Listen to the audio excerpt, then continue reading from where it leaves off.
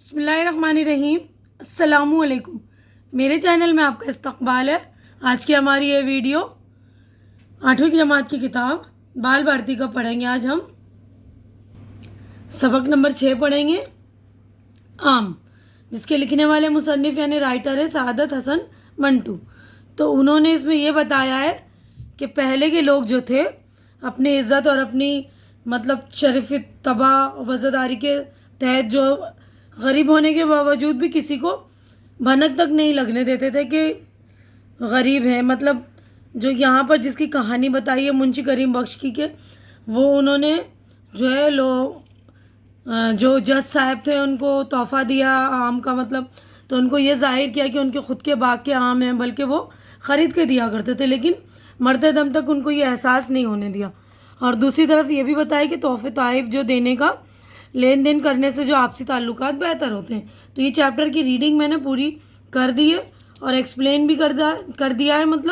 तो इससे पहले की वीडियो आप लोग मेरी अच्छी तरह से देख लेंगे। आगे बढ़ते हैं हम आज। तो आज हम पढ़ेंगे मानी व इशारात, क्योंकि यहाँ पर हमारा पूरा सबक जो है मुकम्मल हो चुका था। तो मानी व इशारात में हमारे जो है ये अल्फाज और इसके मीनिंग। तो हम पढ़ रहे हैं। पहला लफ्ज़ देखिए, ख़जाना। वो सरकारी दफ्तर जहाँ हुकूमत का रुपया पैसा रखा जाता है। मुहाफिज दफ्तर, दफ्तर का निगरान, जो वॉचमैन बोलते हैं ना। वज़ादार, अपने तौर तरीक़ों पर कायम रहने वाला, पाबंद वज़ा, अच्छी वज़ा वाला। मुंशी, दफ्तर या थाने में हिसाब किताब रखने वाला क्लर्क। आजकल हम अकाउंटेंट बोलते हैं ना उसको, वही चीज़ है मुंशी। शरीफ तबा, शरीफ तबीयत वाला। हलीम, बुर्दबार, नरम दिल। मुरब्बी, परवरिश, तरबियत करने वाला, सरपरस्त। ठीक है, तो आगे बढ़ते हैं हम। देखिए इस तरफ है चक, बांस की तीलियों का पर्दा। तोहफ़ा, मुराद बेहतरीन। किफ़ायत, शौर, बचत करने वाला, कम खर्च करने वाला। खफीफ, कम, मामूली। इर्तियाश, राशा, कपकपी, लहर दौड़ने की कैफियत। नीचाबंद, हुक्का बनाने या तैयार करने वाला। नागुज़ेर, बेहद ज़रूरी। अफसराने बाला, आला अफसर। फिदवियाना, इंकिसार करने वालों की तरह। खंदा पेशानी, खुशी से। अब हमारी आगे जो है मशकी सरगर्मियाँ यानी एक्सरसाइज हो गई शुरू। तो यहाँ पर हम करते हैं, आगे बढ़ते हैं। देखिए सबक के हवाले से झैल की सरगर्मियाँ मुकम्मल कीजिए। तो ये सरगर्मियाँ ने जो एक्सरसाइज दी हमें सबक के हवाले से मुकम्मल करना है। जान पहचान की मदद से झैल का शब की खाका मुकम्मल कीजिए। तो यहाँ पर सआदत हसन मंटू के बारे में, यहाँ तारीख़ पैदाइश 1911, मकाम पैदाइश मौज़ा सिमलाला, ज़िला लुधियाना। मैट्रिक पास किया इन्होंने 1931 में। तारीख़ वफ़ात 18 जनवरी 1955। अब मशहूर तसानीफ़ इनकी सआदत हसन मंटू की शाह हाशिया, ऊपर नीचे और दरमियान, खाली बोतलें, खाली डब्बे, रेडियाई ड्रामे। ठीक है, आगे बढ़ते हैं, हम अगले सफ़े पे चलेंगे। सबक का मुताला करके मुंशी करीम बख्श से मुताल्लिक़ शब की खाका मुकम्मल कीजिए। यानी ये कहानी जिनके ऊपर है, मुंशी करीम बख्श के ऊपर है ना ये कहानी। तो उनका तारुफ़ है, मुलाजमत, मुहाफिज दफ्तर, मियाद 30 साल, पेंशन 50 रुपये, उम्र 65 से कुछ ऊपर। अब खूबियाँ उनमें क्या थी देखिए, वज़ादार थे, शरीफ तबा, हलीम, कम बोलने वाले। ठीक है ना। अब अगला क्वेश्चन हमारा एक जुमले में जवाब लिखिए। तो ये एक जुमले में जवाबात भी मैंने आप लोगों के लिए रेडी कर दिए हैं। तो ये भी मैं आप लोगों को बता रही हूँ। उससे पहले जो लोग मेरे चैनल में नए हैं या जिन्होंने मेरे चैनल को सब्सक्राइब नहीं किया है, तो प्लीज़ आप लोग मेरे चैनल को सब्सक्राइब कर लीजिए, क्योंकि चैनल का सब्सक्राइब करना बिल्कुल फ्री है। आप लोग चैनल सब्सक्राइब करते हैं तो हमारी हौसला अफजाई होती है। तो प्लीज़ हमारी हिम्मत बढ़ा दिया करिए, चैनल सब्सक्राइब करा कीजिए, वीडियो पूरी देखा कीजिए, है ना। देखिए पहला सवाल है हमारा, मुंशी करीम बख्श को माहाना कितनी पेंशन मिलती थी। तो जवाब देखिए आप। तो देखिए जवाब है, मुंशी करीम बख्श को माहाना 50 रुपये पेंशन मिलती थी। सवाल नंबर 2 है, ख़जाने के तमाम क्लर्क मुंशी करीम बख्श की इज़्ज़त क्यों करते थे। ख़जाने के तमाम क्लर्क जानते थे कि मुंशी करीम बख्श की रसाई बड़े साहब तक भी है, इसीलिए वो सब इसकी इज़्ज़त करते थे। अगला क्वेश्चन है, मुंशी करीम बख्श जज साहब की मेहरबानियों का तस्करा किस तरह करता था। منشی کریم بخش جج صاحب کی مہربانیوں کا تذکرہ بڑے فدویانہ انداز میں کرتا تھا۔ خزانے کا بڑا افسر منشی کریم بخش کو کس طرح خوش کرتا تھا؟ خزانے کا بڑا افسر آموں کی یاد دہانی کرا کر منشی کریم بخش کو خوش کرتا تھا۔ منشی کریم بخش کے خاندان کی گزر بسر مشکل سے کیوں ہوتی تھی؟ منشی کریم بخش چند آدمیوں کی خدمت کرنے میں بہت مسرت محسوس کرتا تھا۔ مسرت یعنی خوشی، اسی لیے منشی کریم بخش کے خاندان کی گزر بسر مشکل سے ہوتی تھی۔ منشی کریم بخش کو کن دو لوگوں سے دلی عقیدت تھی یعنی دلی محبت تھی؟ منشی کریم بخش کو ایک جج صاحب کے لڑکے اور دوسرے ریٹائرڈ ڈپٹی صاحب، ان دونوں سے دلی عقیدت تھی۔ اگلے صفحے پر چلتے ہیں۔ اگلا سوال ہے ہمارا 7واں۔ منشی کریم بخش نے انتقال سے پہلے اپنی بیوی کو کس بات کی قسم دی؟ منشی کریم بخش نے انتقال سے پہلے اپنی بیوی کو قسم دی کہ کسی کو آموں کا راز میری موت کے بعد معلوم نہ ہو، کسی سے نہ کہنا کہ یہ آم ہم بازار سے خرید کر لوگوں کو بھیجتے تھے۔ اب آگے بڑھتے ہیں ہم۔ دیکھیے اگلا سوال ہے ہمارا مختصر جواب لکھیے۔ تو مختصر جواب جو شارٹ کٹ جواب ہوتے ہیں، لیکن یہ جوابات جو ایک جملے سے مطلب زیادہ ہو سکتے ہیں۔ تو پہلا سوال یہ دیکھیے، منشی کریم بخش چھوٹے جج صاحب سے آموں کی تعریف کن لفظوں میں کرتا تھا؟ تو جواب دیکھیے، منشی کریم بخش چھوٹے جج صاحب سے آموں کی تعریف بہت خوش ہو کر کرتا تھا۔ آموں کی تعریف کرتا ہوا وہ کہتا کہ اس دفعہ ایسے آم ہوں گے کہ آپ کی طبیعت خوش ہو جائے گی، ملائی اور شہد کے گھونٹ نہ ہوئے تو میرا ذمہ۔ اگلا کویشچن ہے، منشی کریم بخش کی بیوی کے زیورات کیوں بک گئے؟ منشی کریم بخش کے گھر میں اس کی بیوی اور لڑکی تھی۔ بیاہ کے دوسرے سال لڑکی کا خاوند مر گیا تھا، خاوند یعنی شوہر، اسی لیے لڑکی ماں باپ کے یہاں رہتی تھی۔ اس کے علاوہ منشی کریم بخش کی دوسری کوئی اولاد نہ تھی، مگر اس مختصر سے کنبے کے باوجود 50 روپیوں میں اس کا گزر مشکل سے ہوتا تھا۔ اس تنگی کی وجہ سے منشی کریم بخش کی بیوی کے زیورات بک گئے۔ اب آگے بڑھتے ہیں اگلے کویشچن کی طرف۔ دیکھیے کویشچن نمبر 3 ہے، منشی کریم بخش کی تنخواہ سے پیسہ کیوں نہیں بچتا تھا؟ منشی کریم بخش فضول خرچ نہیں تھا، اس کی بیوی اور وہ بڑے کفایت شعار تھے، مگر کفایت شعاری کے باوجود اس کی تنخواہ سے پیسہ نہیں بچتا تھا۔ اس کی وجہ تھی کہ منشی کریم بخش کی خدمت گزاری۔ منشی کریم بخش چند آدمیوں کی خدمت کرنے میں بہت مسرت محسوس کرتا تھا۔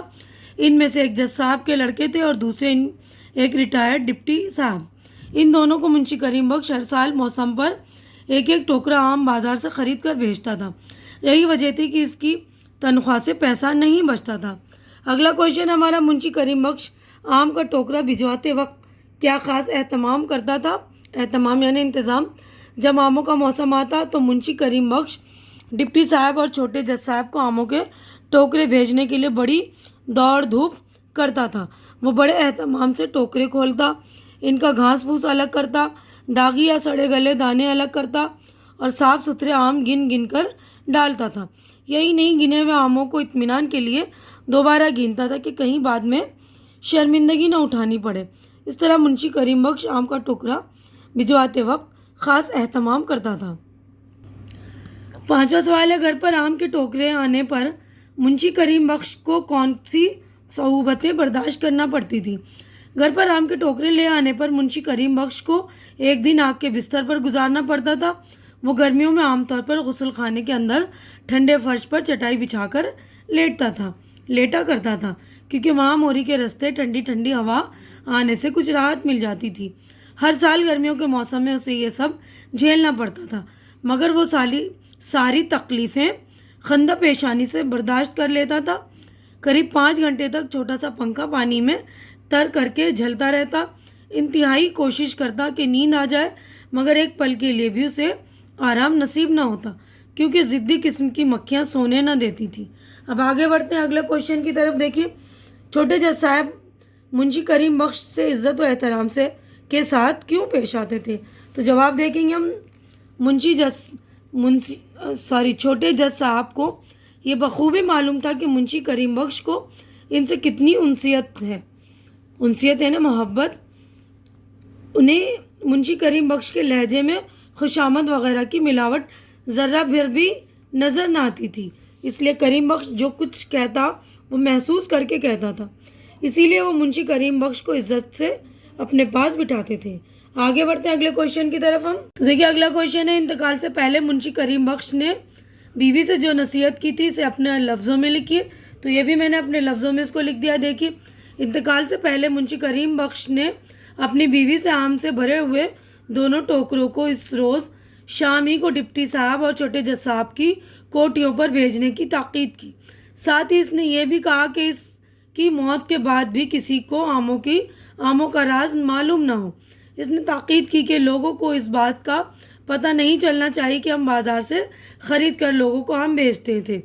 کوئی پوچھے تو یہی کہنا کہ دینا نگر میں ہمارے باغ ہیں, جب میں مر جاؤں تو چھوٹے جج صاحب کو ضرور اطلاع دے دینا.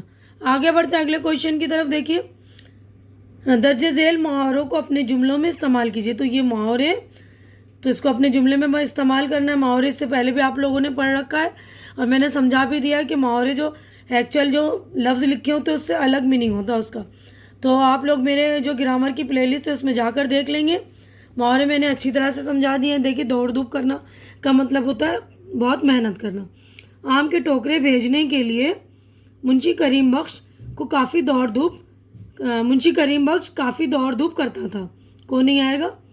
منہ میں پانی آنا یعنی کہ کسی چیز کو ہم دیکھ کر للچاتے ہیں نا, آموں کو دیکھ کر سبھی کے منہ میں پانی آتا ہے. سانس اکھڑنا, مینا کا کام کرتے کرتے سانس اکھڑ گیا. اب آگے بڑھتے ہیں ہم. دیکھیے, زور قلم درج ذیل کرداروں پر روشنی ڈالی ہے. کردار ہے نا سبق میں دیے ہوئے, ان پر ہمیں روشنی ڈالنا ہے. دیکھیے, پہلا ہے منشی کریم بخش, اس کے بعد جج صاحب, چھوٹے جج صاحب, منشی کریم بخش کے گھریلو حالات. ٹھیک ہے نا, تو یہ میں نے کر دیا ہے. دیکھیے گا, یہ منشی کریم بخش کی عمر 65 سال سے کچھ اوپر تھی. وہ ریٹائر آدمی تھا. وہ نہایت وفادار, شریف الطبع اور حلیم انسان تھا. کسی زمانے میں مطالبات خفیہ کچہری میں محافظ دفتر ہوا کرتا تھا. کچہری میں اپنی طویل ملازمت کے دوران افسران بالائے نے ہمیشہ اس کی تعریف کی. بعض منصفوں کو اس سے محبت ہو گئی تھی.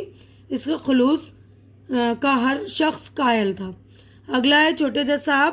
خزانے کا بڑا افسر منشی کریم بخش کے ایک مربی اور مہربان جج کا لڑکا تھا. منشی کریم بخش ان کو چھوٹے جج صاحب کہا کرتا تھا. منشی کریم بخش ہر مہینے پینشن لینے جاتا تھا. جب وہ پینشن کے پیسے لے کر پلٹتا تو چھوٹے جج صاحب سے ملاقات ضرور کرتا تھا. چھوٹے جج صاحب کو بھی اس کو زیادہ دیر باہر کھڑا نہ رکھتے. چھوٹے جج صاحب بھی اس کو زیادہ دیر تک باہر کھڑا نہ رکھتے, فوراً ہی اندر بلا لیتے تھے اور سب کام چھوڑ کر اس سے باتیں شروع کر دیتے تھے. وہ منشی کریم بخش سے دیر تک باتیں کرتے رہتے تھے کیونکہ وہ جانتے تھے کہ منشی کریم بخش خوش آمدید انسان نہیں ہے. وہ جو کچھ کہتا ہے محسوس کر کے کہتا ہے. اب آگے بڑھتے ہیں اگلے ٹاپک کی طرف, منشی کریم بخش کے گھریلو حالات. تو منشی کریم بخش کے گھریلو حالات کے بارے میں دیکھیں. منشی کریم بخش کے گھریلو حالات اچھے نہیں تھے. اسے ہر مہینے پینشن کے 50 روپے ملتے تھے. گھر میں اس کی بیوی اور بڑی لڑکی تھی. بیاہ کے دوسرے سال لڑکی کا خاوند مر گیا تھا. منشی کریم بخش کی اور کوئی اولاد نہیں تھی, مگر اس مختصر کنبے کے باوجود, کنبے یعنی خاندان, فیملی کے باوجود 50 روپے میں اس کا گزر بہت ہی مشکل سے ہوتا تھا.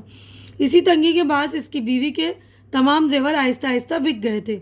منشی کریم بخش اور اس کی بیوی دونوں بڑے کفایت شعور تھے, یعنی فضول خرچی نہیں تھے, کم خرچ کرتے تھے, مگر اس کفایت شعوری کے باوجود ایک پیسہ بھی ان کے پاس نہ بچتا تھا.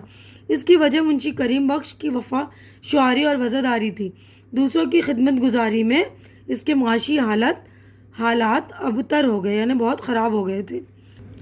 تو دیکھیے, سبق سے ملنے والے پیغام کو بیان کیجیے. یعنی ہم نے پورا چیپٹر پڑھ لیا نا, پوری سبق پڑھی ہے, اس سے پیغام ہمیں کیا مل رہا ہے وہ بھی لکھ دیا ہے میں نے, دیکھ لیجیے. اس سبق سے وفا شعوری کا پیغام ملتا ہے, یعنی وفاداری کرنی چاہیے. ہمارے ساتھ کوئی اچھا سلوک کرے تو ہمیں بھی جو ان کے ساتھ اچھا سلوک کرنا چاہیے. اگر کوئی شخص ہمارے ساتھ نیک سلوک کرتا ہے تو اسے ہمیشہ یاد رکھنا چاہیے اور حتی الامکان اس کے ذریعے کی گئی نیکی کا بدلہ دینا چاہیے, یعنی جتنا ہو سکے.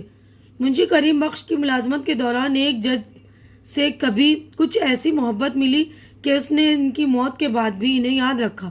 ان کے بیٹے سے پرخلوص رشتہ رکھا. وہ اس کے گھر ہر سال موسم گرما میں بازار سے خرید کر آم پہنچا کر اپنی وفا شعوری کا ثبوت دیتا.